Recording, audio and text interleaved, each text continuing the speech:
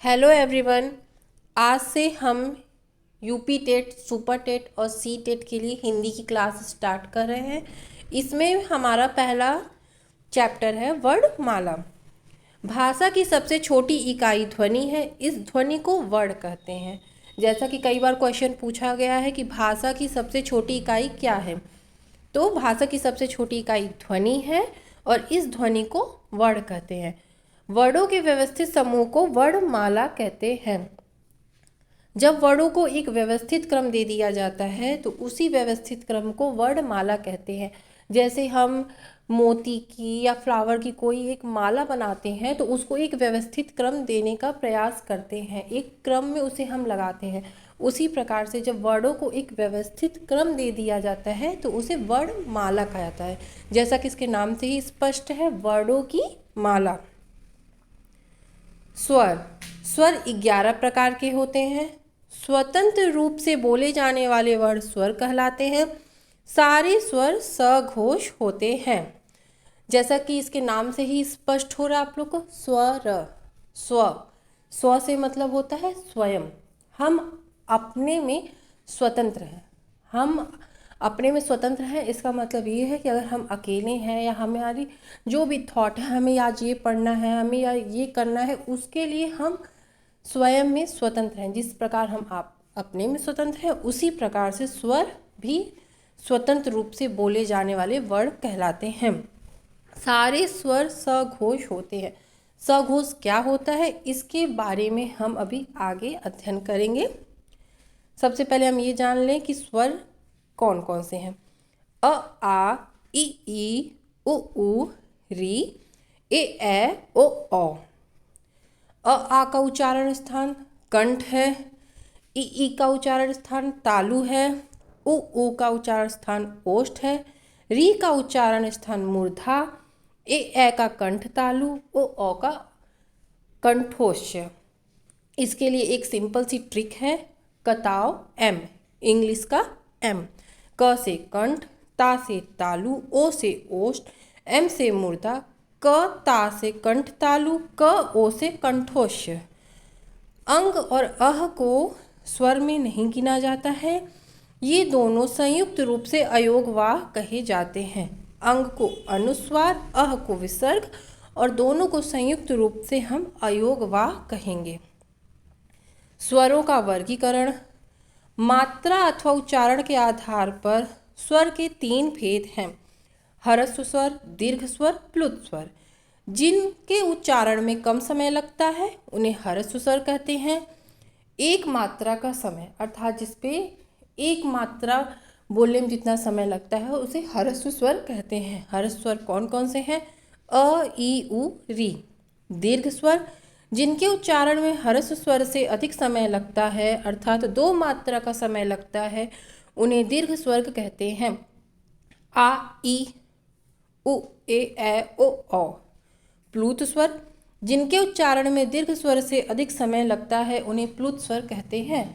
जैसे नाटक में देखा जाता है, किसी को संबोधन करने के लिए जैसे राम ऐसे बोला जाता है ना, तो राम बोलने में खींच के बोला जाता है तो उसे प्लुत स्वर कहते हैं। इसमें अधिक समय लग रहा है ना, तो जिन वर्णों को नाटक या संबोधन के समय प्रयुक्त किया जाता है जैसे कि राम या किसी को संबोधित करना, तो वो प्लुत स्वर है। जीभ के प्रयोग के आधार पर अग्रस्वर, मध्य स्वर, पश्च स्वर। अग्रस्वर जैसा कि नाम से स्पष्ट हो रहा है, जीभ के आगे भाग का प्रयोग जहाँ पर होगा वही अग्रस्वर कहलाएंगे। अग्रस्वर कौन कौन से हैं? ई, ए। मध्य स्वर जीभ के मध्य भाग का प्रयोग जहाँ होगा वे मध्य स्वर कहलाएंगे। मध्य स्वर कौन है? केवल एक है, अ है। पश्च स्वर पश्च स्वर जीभ के पश्च भाग का प्रयोग जहाँ होगा वहाँ पश्च स्वर होगा। पश्च स्वर कौन कौन से हैं? आ, उ, ओ, औ। मुख द्वार के खुलने के आधार पर विमृत, अर्धविमृत, अर्धसंवृत, संवृत। जैसा कि ये नाम थोड़े डिफिकल्ट हैं तो यहाँ पे मैंने आपको इजी करने के लिए इनकी इंग्लिश भी डाल दी है।